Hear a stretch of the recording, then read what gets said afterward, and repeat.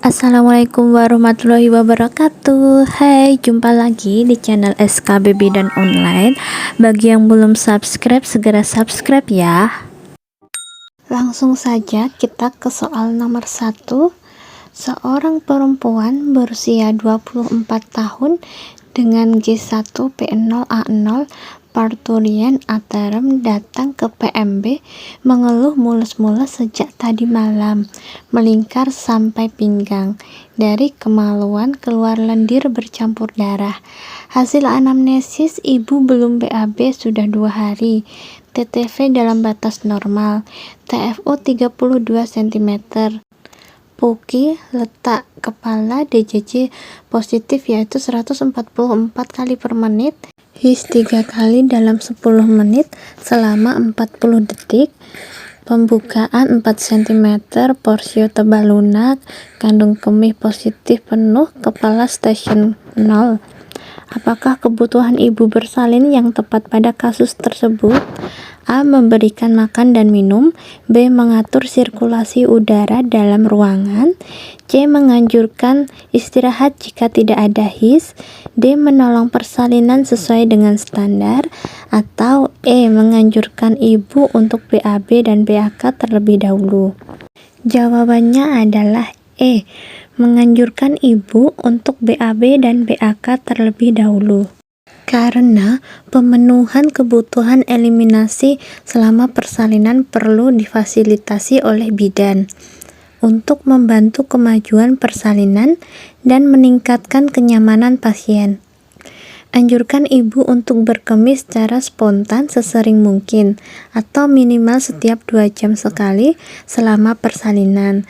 Kandung kemih yang penuh dapat mengakibatkan menghambat proses penurunan bagian terendah janin ke dalam rongga panggul, terutama apabila berada di atas spina ischiadica.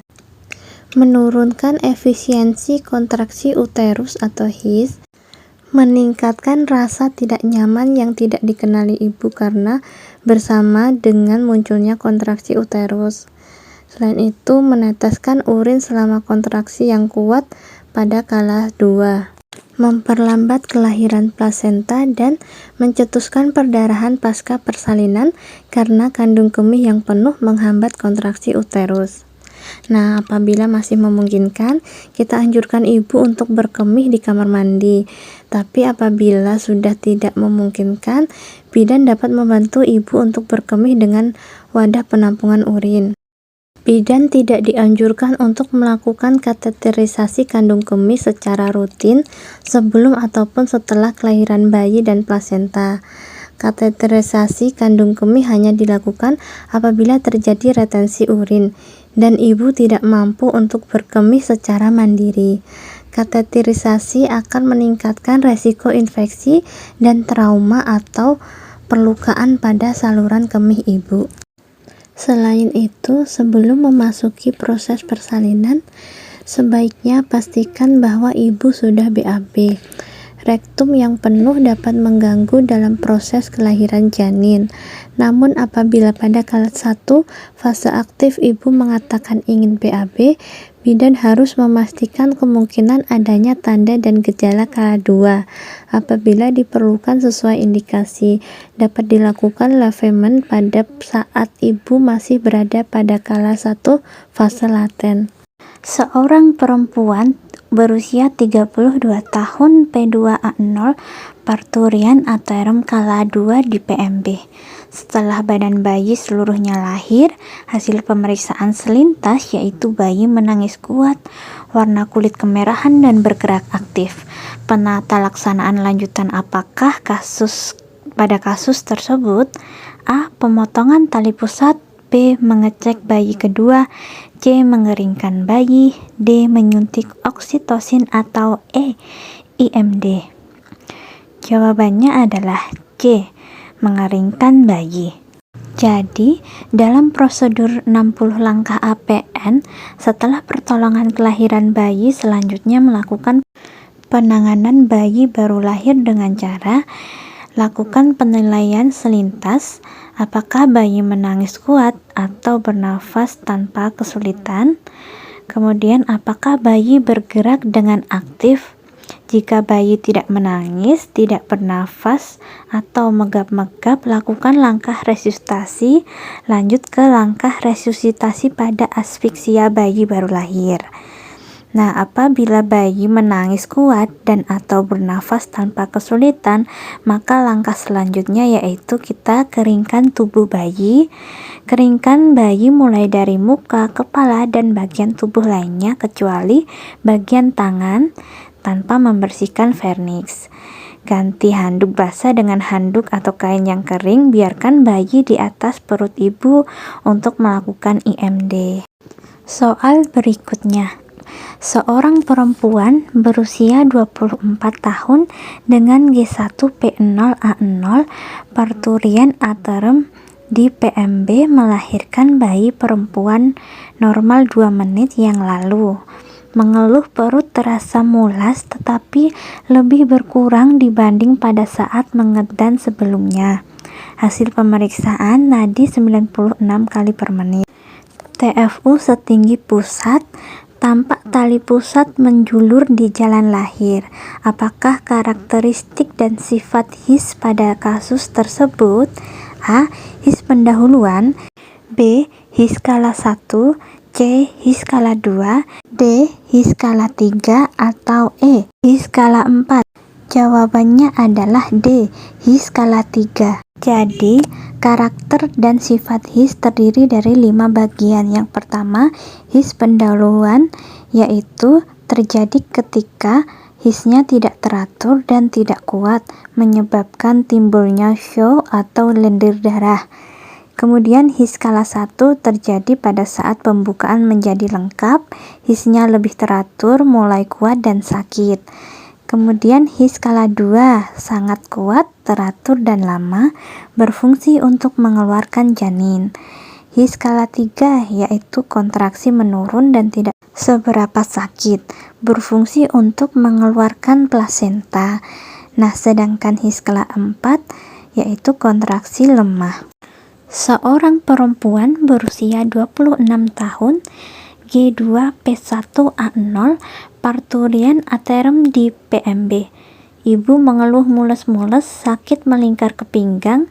Hasil pemeriksaan tekanan darah 120/80 mmHg, nadi 100 kali per menit, suhu 37,6 derajat Celcius, pernafasan 20 kali per menit, TFU 34 cm, PUKI, letak kepala DCC positif yaitu 144 kali per menit, his 4 kali dalam 10 menit dengan durasi 40 detik. Kemudian pembukaan 8 cm, porsio tipis melingkar, kandung kemih positif, kepala stasional, BAK 50 cc, warna coklat pekat. Apakah asuhan yang tepat diberikan pada kasus tersebut? A. Berikan ibu banyak minum air putih. B. Anjurkan ibu untuk jalan-jalan. C. Pasang infus normal salin. D. Berikan obat diuretik. Atau E. Rujuk. Jawabannya adalah A. Berikan ibu banyak minum air putih. Karena sebagian ibu masih berkeinginan untuk makan selama fase laten persalinan, tetapi memasuki fase aktif hanya ingin minum saja. Pemberian makan dan minum selama persalinan merupakan hal yang tepat, karena memberikan lebih banyak energi dan mencegah dehidrasi, atau dehidrasi dapat menghambat kontraksi atau tidak teratur dan kurang efektif. Oleh karena itu, dianjurkan untuk makan dan minum selama persalinan dan kelahiran bayi. Anjurkan keluarga selalu menawarkan makanan ringan dan sering minum pada ibu selama persalinan. Nah, jika urin hanya tampak lebih gelap atau pekat dari biasanya, mungkin saja karena ibu sedang mengalami dehidrasi atau kekurangan cairan. Hal ini terjadi karena konsentrasi tinggi yang dihasilkan dari senyawa dalam urin dapat membuat warnanya menjadi lebih gelap. Seorang perempuan berusia 24 tahun dengan G2 P1A0 parturian aterem kala 2 di PMB sedang dipimpin bersalin. Ibu berteriak-teriak tidak mau diepisiotomi karena trauma dengan persalinan sebelumnya. Hasil pemeriksaan TTV dalam batas normal, TFU 34 cm, PUKI letak kepala, DJJ positif 144 kali per menit, HIS 5 kali dalam 10 menit, durasi 45 detik. Pemeriksaan dalam pembukaan 10 cm, kandung kemih negatif, kepala di dasar panggul. Apakah kebutuhan rasa aman pada ibu bersalin yang tepat pada kasus tersebut? A. Memantau persalinan. B. Melakukan tindakan sesuai kebutuhan. C. Memberikan pilihan posisi pada persalinan. D. Memberikan pilihan tempat dan penolong persalinan. Atau E. Memberikan informasi tentang proses persalinan atau tindakan yang akan dilakukan. Nah, jawabannya adalah B. Melakukan tindakan sesuai kebutuhan. Dukungan fisik dan psikologis tidak hanya diberikan oleh bidan, melainkan suami, keluarga, teman, maupun tenaga kesehatan yang lain. Dukungan dapat dimulai sejak awal ibu mengalami kehamilan. Dukungan fisik dan emosional harus sesuai dengan aspek sayang ibu, yaitu aman sesuai evidence base dan menyumbangkan keselamatan jiwa ibu. Kemudian memungkinkan ibu merasa nyaman, aman, serta emosional, serta merasa didukung dan didengarkan.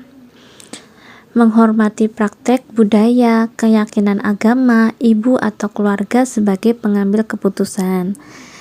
Kemudian menggunakan cara pengobatan yang sederhana sebelum memakai teknologi canggih, dan memastikan bahwa informasi yang diberikan adekuat serta dapat dipahami oleh ibu.